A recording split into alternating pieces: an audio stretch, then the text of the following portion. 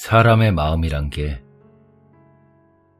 말로 쉽게 설명할 수 있는 게 아닙니다. 네, 절대로 설명이 안 되죠. 설명할 수 있다 쳐도 다른 사람들은 아마 이해할 수 없을 겁니다. 사람의 마음은 뭔가 단순한 듯 하면서도 복잡하고 쉬운 듯 하면서도 어려우니까요. 사랑의 감정은 말할 것도 없죠. 절대로 이해할 수 없습니다. 근데 그렇게까지 물어보시니 말을 해드리도록 할게요. 근데 아마 이해하시진 못할 거예요. 다만 이왕이면 끝까지 다 들어주셨으면 좋겠네요.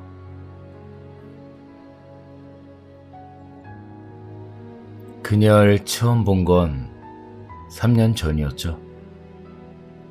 그때가 아마 이제 막 대학에 입학한 신입생이었을 거예요. 그녀를 처음 본 그 순간부터 전 사랑의 감정을 느낄 수 있었습니다. 아니, 첫눈에 반했다. 그런 것과는 조금 다릅니다. 갈망.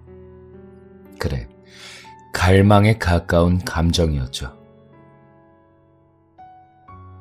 그녀를 가지고 싶다. 라는 단순한 마음이 아니었습니다. 무슨 일이 있어도 그녀는 내 것이어야 한다. 라는 이런 느낌이었죠. 그녀를 보고 있지 않는 시간 동안 저는 지독한 갈증을 느껴야만 했습니다. 아시겠어요? 도저히 견딜 수 없는 그런 갈증인 겁니다.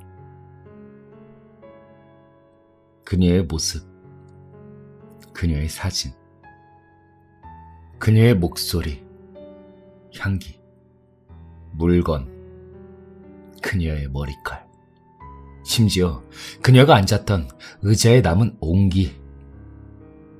오로지 이런 것들만이 제 갈증을 해소해줬죠. 그녀와 관련된 것들 외에는 그 어떤 것도 해소해주지 못하는 그런 갈증. 그렇습니다. 그녀는 저에게 있어 사막의 오아시스보다 더욱더 큰 존재였던 거죠. 근데 여기서 재밌는 건 그녀가 절 미워한다고 해서 마음이 사그라들지 않았습니다. 아니, 오히려 그녀가 저에게서 멀어지려 하고 도망치려 하면 할수록 그 마음이 커져갔죠. 전 그녀에게 사랑을 받고 싶은 게 아니었으니까요. 그저 그녀를 가지고 싶은 겁니다.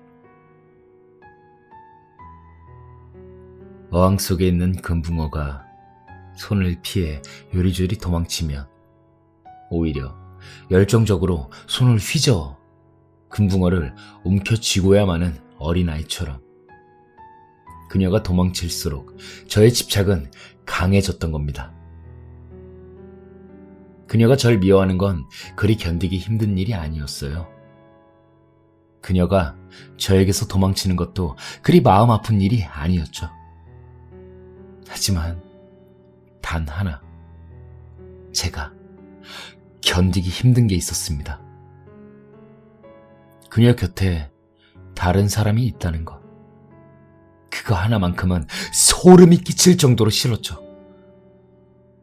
뭐랄까요? 그것도 일종의 질투겠죠? 하지만 그보다 훨씬 더 강렬했습니다. 그녀 곁에 다른 사람이 있는 걸 볼 때면 마치 제 눈앞에서 평생을 함께한 반려동물이 요리되는 과정을 지켜보는 듯한 그런 끔찍한 감정을 느꼈죠. 그렇기 때문에 그녀 곁에 그 누구도 접근하지 못하도록 노력했습니다. 그녀의 애인, 이성 친구는 물론 동창이나 심지어 가족들까지.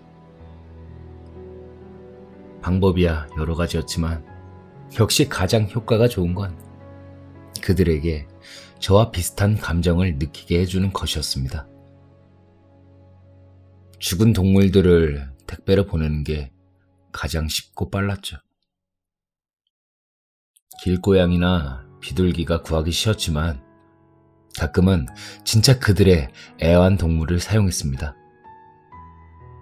물론 힘들고 번거로운 일이었지만 그녀의 곁에서 사람들이 하나둘 떠나는 걸 보며 엄청난 보람을 느꼈어요. 하지만 그래도 그녀의 부모에게서 그녀를 떨어뜨려 놓는 것 실패했습니다. 제가 그녀를 설득할 수 있을 거란 기대는 애당초 하지도 않았습니다. 몇 번이나 얘기했지만 사랑의 마음은 타인이 이해할 수 있는 게 아니니까요.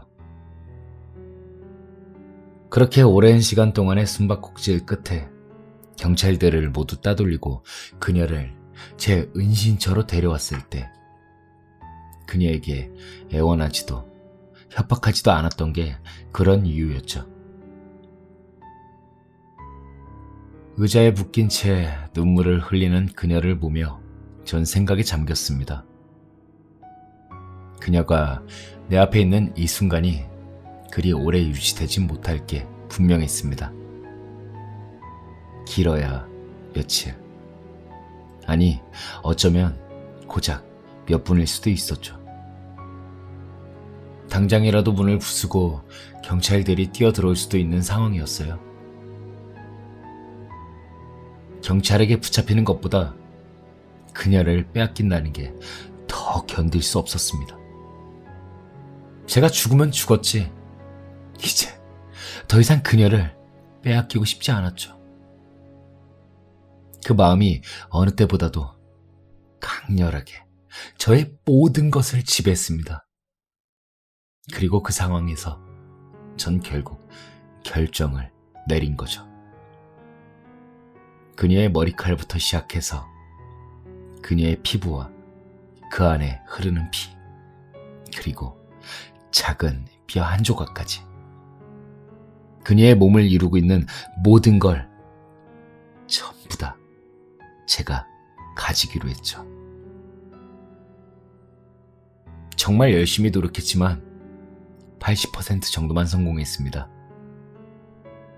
제게 시간이 좀 더 있었더라면 그녀의 전부를 온전히 가질 수 있었을 텐데.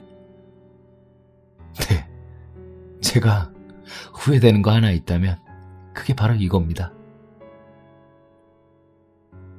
역시 무슨 짓을 해서든 다 먹어치워야 했었어요. 가능하면 지금이라도 기회를 주신다면 좋겠네요. 마침 제가 배가 고프거든요. 의자에 결박된 채 열심히 이야기하던 남자는 대답을 기다리는 듯 건너편에 앉은 형사를 바라봤다.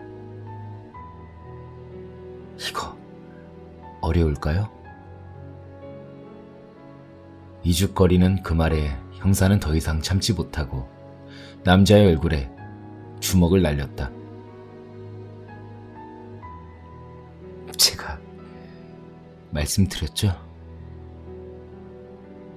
절대 이해할 수 없을 거라고요. 형사님은 절대 이해 못합니다. 남자는 입안의 상처를 혀로 몇 번 쓸어보곤 말을 했다. 형사의 침묵에 남자는 웃으며 말을 이었다. 그래도 끝까지 들어주신다고 하셨으니 마저 이야기하겠습니다. 전 절대 후회하지 않습니다. 이것으로 전 완벽하게 그녀를 소유하게 된 거죠. 이대로 평생 감옥에 썩어도 상관없어요. 단 하나 아쉬운 건 그녀의 몸을 다 먹지 못하고 이 세상에 남긴다는 것. 그것뿐입니다. 형사는 여전히 침묵하고 있었다. 남자는 눈을 지그시 감고는 느긋하게 말했다. 감옥에 쳐넣건 얼굴에 발길질을 하건 아니면 사형대에 올리건 마음대로 해보십시오. 말했듯이 무슨 짓을 해도 현실은 변하지 않습니다. 그녀는 이제 제 몸 안에 있고 그건 절대로 되돌릴 수 없습니다. 알겠습니까? 그녀는 이제 완벽하게 제 거란 말입니다. 남자의 조롱에도 형사는 주먹을 날리지 않았다. 그저 무서운 얼굴로 남자를 노려볼 뿐이었다. 남자는 비웃음을 흘리며 입을 열었다. 뭐 남은 부분은 몇 자리에 붙는다고 치더라도 뭐라도 먹어야 될 거 아닙니까? 벌써 몇 시간째 아무것도 못 먹었는데 경찰서니 설렁탕이라도 시켜주셔야 하는 거 아닙니까? 다짜고짜 뒤통수 후려 갈기신 것도 그렇고 눈뜨기도 전에 이렇게 꽁꽁 묶어놓으신 것도 그렇고 생으로 굶기기까지. 거참, 아무리 따님 일이라지만 형사시면서 너무 감정적인 거 아닙니까? 형사는 잠시 신호흡을 하곤 천천히 입을 열었다. 틀렸어. 우선 여긴 경찰서가 아니야. 우리 집 지하실이지. 그리고 또 하나 덧붙이자면 너가 한 말 중 한 가지는 이해할 수 있을 것 같다. 고개를 갸웃거리는 남자를 보며 형사는 아래에 있던 공구상자를 테이블 위로 올렸다. 나도 네 놈의 머리끝부터 발끝까지 전부 다 씹어먹지 않으면 도저히 견디지 못할 것 같거든. 남자의 얼굴에 당혹함이 비춰질 때 형사가 한마디를 덧붙였다. 내 장담하는데 네 놈 무덤엔 아무것도 묻을 수 없을 거다.